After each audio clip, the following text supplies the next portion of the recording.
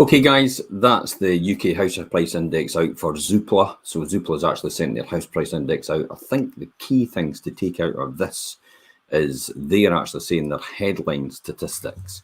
Let's have a look at that right now. We'll just click on the screen here.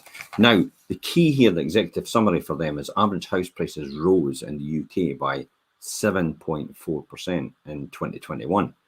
Now, we know it was 14.8% in Fife. After a 4.2% increase in 2020, taking the average house price to 242,000. That's right throughout the UK. Well, in Fife, it's 185,700. So it's actually still very affordable to stay in Fife.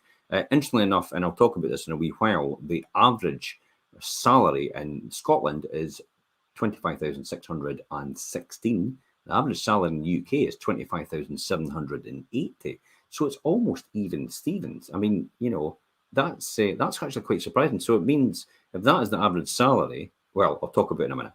Let's just talk about the headlines just now.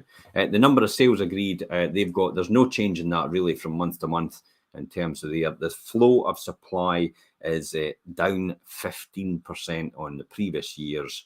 And the number of stock available, in other words, the houses that are actually available across the whole market in the UK, is down 46% on the previous years. I mean, that's half the stock level there was in the previous years. And that's a recipe for a demand and recipe for boom, because there's complete restriction in supply, but there's still that demand there, as they can say. See, you can see it right here on that graph. And I'll just highlight these issues. So there's the demand there. I'll just circle it down the bottom. So demand is up 49%, stock is down 46%. So these combined together is a recipe for continuing to boom just now.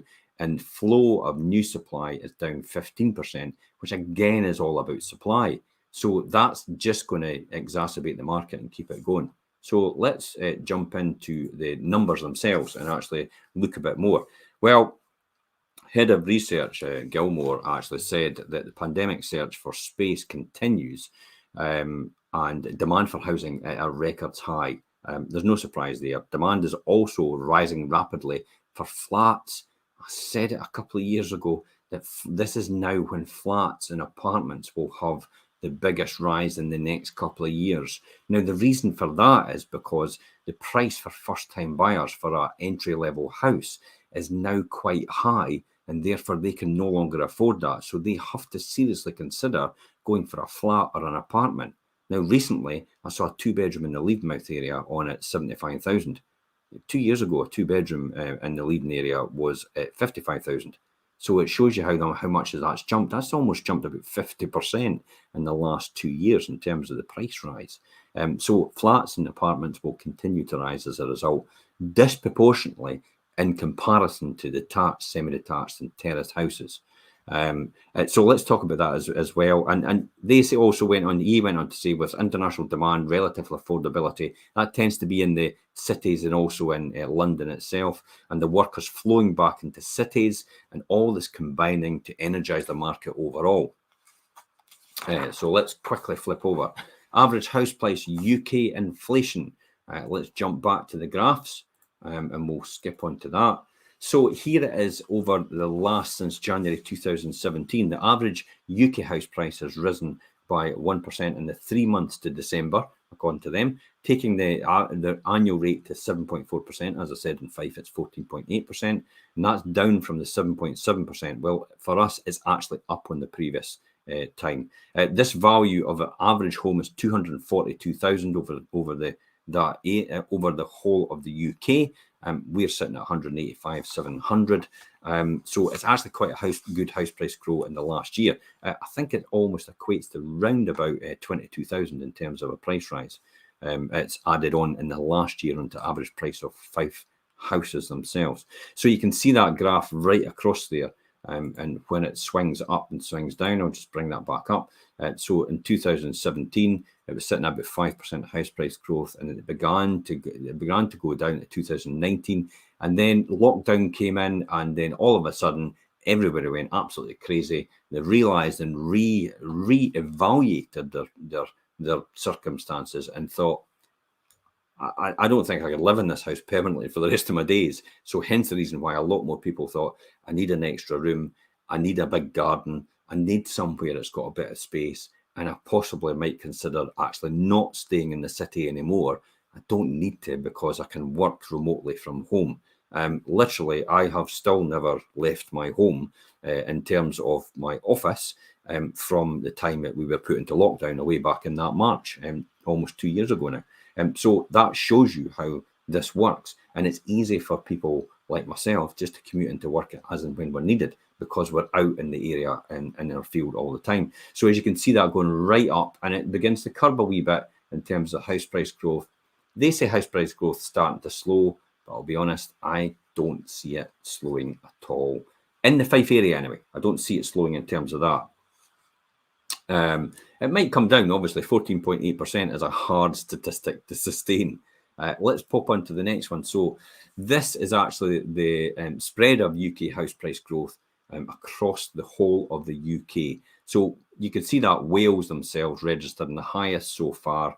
Interestingly enough, we're obviously a lot higher than Wales in terms of Fife, and its highest rate with the prices up 11.3%. The least it tends to be Scotland. But again, it's because our prices are actually really good and comparative. London is obviously at the other end. Now, London is actually a good indicator about where house price growth is coming because London tends to lead the way in terms of demand and supply, and then it all spreads out into the rest of the UK. But because of the pandemic, a lot of overseas buyers were not buying in London, and some of the legislation that's coming in is trying to curb that and stop people from overseas buying in the London area because it exacerbates the market and pushes all the prices up because demand is so high, but supply is so low because of that. So overall, across the UK, you can see it's 7.4%. Other end of the scale, as I said, London. So we pop on to the demand for all property in the area. Let's talk about demand rises for all property types. Several factors actually are combining in 2021 to drive demand for family homes. The pandemic and the search for space itself, and the stamp duty holiday where the larger savings were made available to higher value transactions, that tended to be in the English area and the English market because their stamp duty was up to 500,000, their exemption. Ours was only up to 250,000. So basically it capped it at the only amount at maximum you're going to save is £2,100 on stamp duty in Scotland. So it wasn't a huge factor for us in Scotland to drive to buy more houses and quicker. And changing working patterns and office-based workers as well contributed to the strong focus of family homes, especially in the wider community and commuter zones and in the rural areas themselves. Exactly what I said. Hence the reason why the northeast of Fife and the east of Fife tend to be the areas where people are going from because they're coastal locations rather than main town areas like Kirkcaldy, Glenrothes and Dunfermline area. So that's why you tend to find, and Leavenmouth as well. So Cooper, St Andrews, East Neuk tend to be the areas where the growth is all happening because of that lifestyle choice that people are moving on. Demand for flats has clearly also risen sharply as the chart shows below. And we'll pop onto this one. I'll show you this. This is actually the chart the UK excluding London and the UK with London. And so this is the chart here. So this shows you here. So the top one is the flats in London. You can see that there. It's actually quite low in terms of that. And then the flats excluding in the UK excluding London tends to be a lot higher. So the buyer demand rising a lot higher. The houses in the London area you can see is there, and then the houses excluding the UK is higher as well. So there's a lot of demand throughout for certain property types. There's no surprise again down to the restriction in supply. You'll hear that quite a lot coming through most of the time anyway in terms of these reports. So let's look at supply levels are starting to turn a wee bit. And that tends to be at the UK. Remember, in terms of Fife, the supply levels are still quite stable, and if not, they're actually still quite high in terms of that. So supply levels are starting to turn. The lack of supply for homes and sale coming to market has been a major theme for the housing market since the pandemic started. The sheer level of activity with 1.5 million sales in 2021, the highest number of transactions in any year since before the financial crisis, has eroded the actual supply itself. So everybody's ran out and bought 1.5 million houses right through the UK. It's taken a huge hit and taken a lot of stock out the market. It would normally sit on the market for a certain period of time through websites like Zoopla itself and Rightmove and ours. In addition, increased activity amongst first-time buyers who were offered a way into the market due to the higher loan-to-values last year, and also investors were also taking advantage of the stamp duty holiday, meant that there was more pure demand. So there's more pure demand rather than manufactured demand in the actual marketplace itself. So the pure demand was driven out of the first-time buyers being given access, and actually the second-time buyers and resellers actually access to these 95% mortgages with the government guarantee. We all know the story about the First Homes Fund in Scotland. Literally the year before, last year, it actually took probably about 6 or 7 months to sell out the fund. In other words, everybody drew down the 25,000 to go towards the deposit to help them out. But last year, it literally ran out of money in 6 or 7 days. So that showed you how popular that was in terms of first-time buyers. But again, that gets pumped into the economy. Warren Buffett actually says it's easy to say that all this money coming into the system, but what you need to ask yourself is, what next?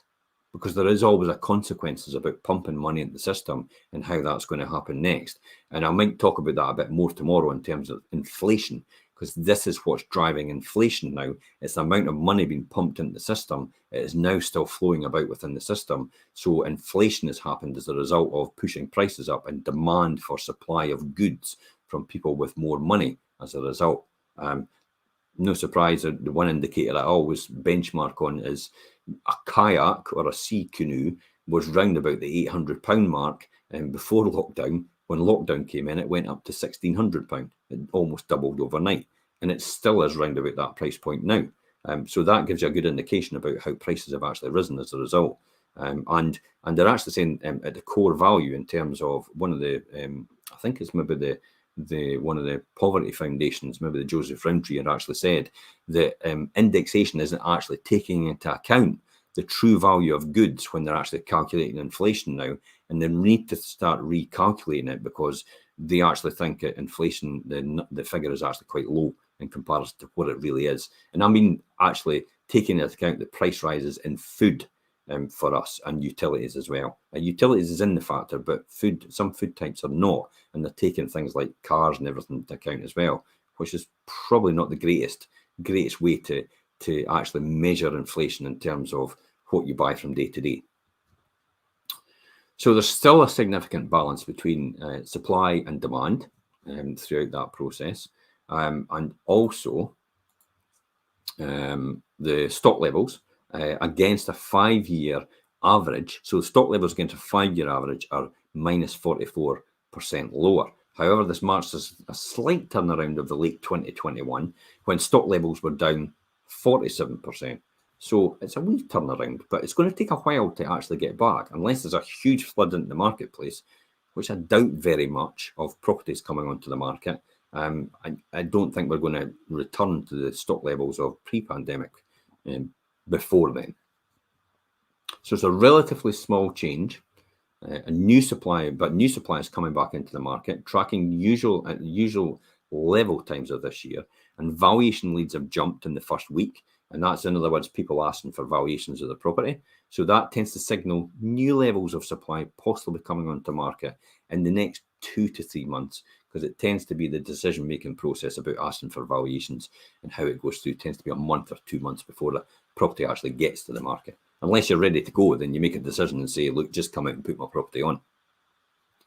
So it's worth noting, however, that sales agreed also tracking usual levels, signalling that the lower stock levels, the number of committed buyers and sellers, is allowing activity to progress, especially where agents are helping to identify properties for would-be sellers to move into. Here's an example of the most popular property types.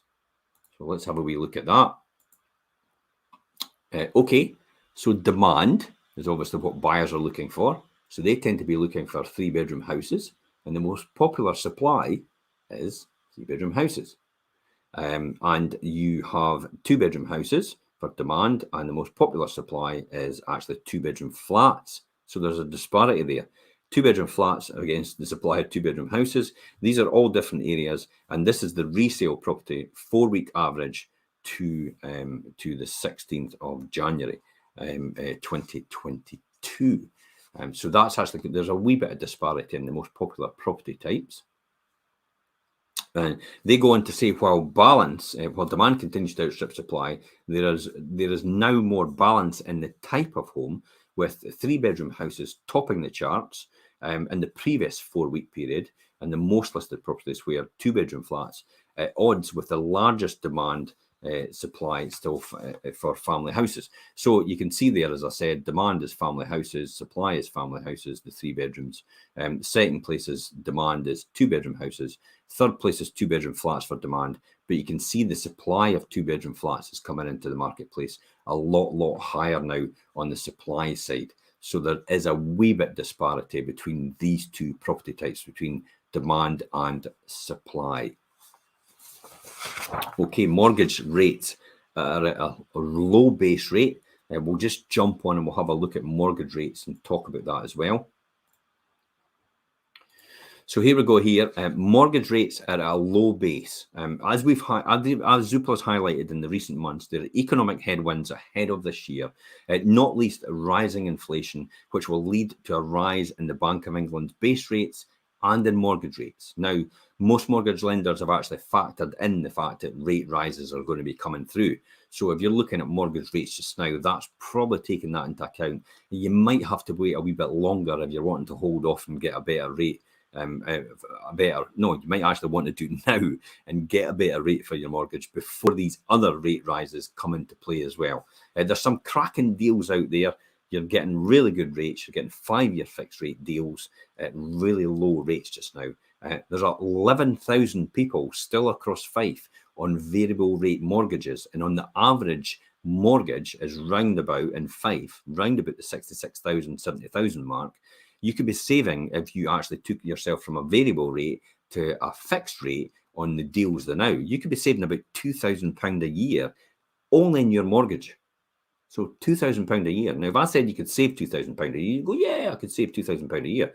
But if I said I'll take £2,000 out of your pocket every year, you'd be up in arms. And yet it's the same thing.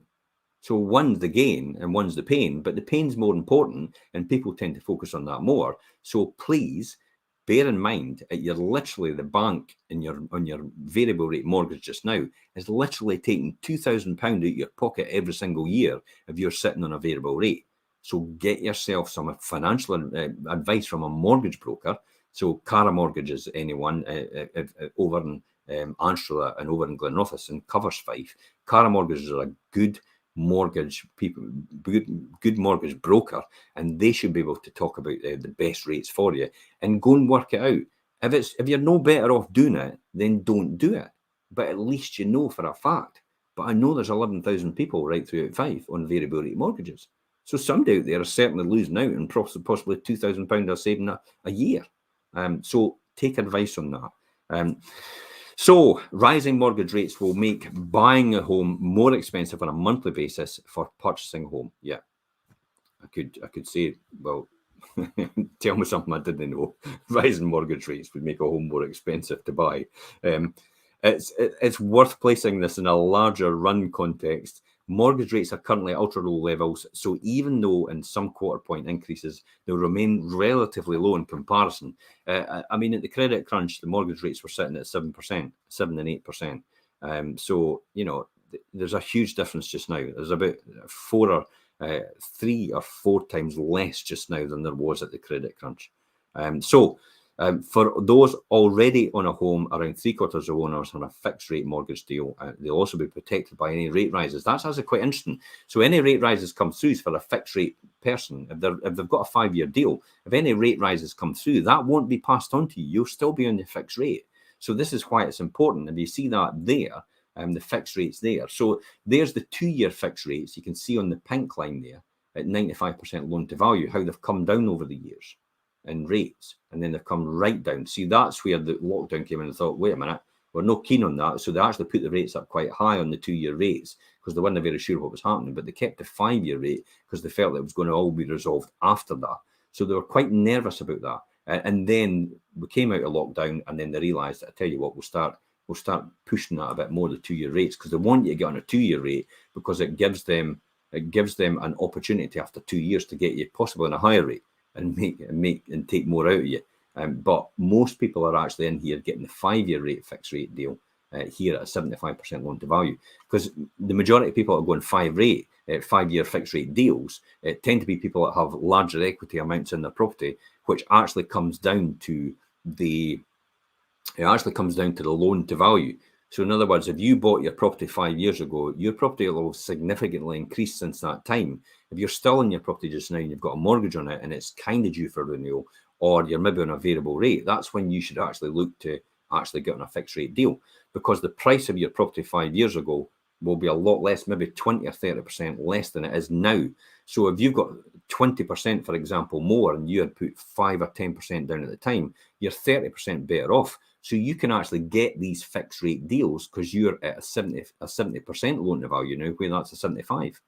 And at the time, you were only 10%, which is up at the 95 almost. So that's why the higher rate was there, because it's more risk. That's why it's a higher rate for interest rates. So comparatively wise now, your price of your house will be a lot higher in comparison to the loan that you took out at the time. Plus, you'll be on capital repayment, so you'll have paid down some of the mortgage, so your loan to value will be even better. So you'll get better rates. And then you've got the Bank of England base rate going up there as well. So rising mortgage rates will make it clearly more expensive for people. And as I said, 3/4 of the people are actually on fixed rate deals now. So it's a good thing to do just now, just in case, because inflation's going up. Interest rates are going to go up to curb this. You can tell that's happening. And that's exactly what I said about, you can pump all that money into the system, but at some point you've got to ask yourself what's going to happen as a result of that. And this is what's happening now. Number of places and jobs available is sitting at 1.3 million now, and that's a huge amount of jobs available in comparison. That's a record amount available. And we're at a full employment level, and we've still got lots of jobs available for people to retrain into. Therefore, our economy is going to be booming for the next 2 or 3 years. And again, that's going to exacerbate and contribute towards inflationary prices. So we've got to watch out for that, as well as more people, because inflation are going up, are going to push for higher salary rises and higher wage rises in April in this coming year. Therefore, that's going to put more money in their pocket. Therefore, they're going to buy more goods. Therefore, it's going to push the price up again. So you can get into a case where inflation, if you don't watch and you don't curb that, all these rises, and you don't take the demand out of that system, then it's going to spiral right up. So you have to be careful of that. That's an economic outlook for this. So let's look at the outlook overall. Let's jump back to that and look at the outlook. So the outlook overall, there is still a significant imbalance between demand for homes and the supply of homes for sale, which will continue to put upwards pressure on the prices of property, offsetting some of the economic headwinds ahead. As outlined in the forecasts, the report, Zoopla expect the values to rise over the whole of the UK by 3% this year, ranging from 2% in London to 4% in North East and the East Midlands, and as well as Scotland as well. They also forecast 1.2 million transactions, down from the 1.5 million last year, in line with the average number of transactions over the last 5 years. So we're coming down to take a wee bit of supply out of that. But I still maintain, in terms of Fife, to drop from 14.8% all of a sudden to price rises of 3 and 4% is probably pretty unrealistic. And while everybody hedges on the side of caution here, I definitely think Fife house prices have still got to rise. The reason I think about that is because the multiplier. So what is the multiplier? Well, the multiplier is the average salary, which we talked about 25,000 thereabout, divided by the average house price.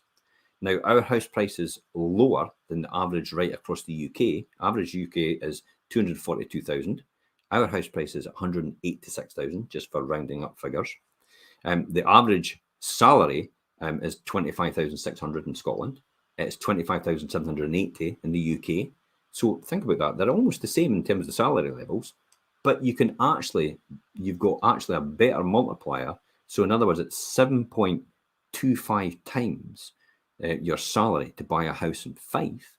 It's 7.99 times to buy a house in Scotland, and it's 9.38 times your salary to buy a house in the UK, which still means that Fife is still more affordable by the average salary right across the UK. And that's why lockdown's beginning to highlight to a lot of people that if I'm working remotely from home, maybe I should be able to buy a house that's more affordable in a more rural area as a result of that. And that will allow me to actually have some quality of life rather than having to spend huge amounts of money on my mortgage every single month. Got any further questions, guys? Please feel free to comment. Hopefully you enjoyed that broadcast and you got a lot of information out of that. If you did, please give me a big thumbs up in the comments. Give it a like, give it a share, whatever you can do to help the social output and actually to get other people to see this post as well. And until next time, guys, I'm Jim Parker for Fife Properties.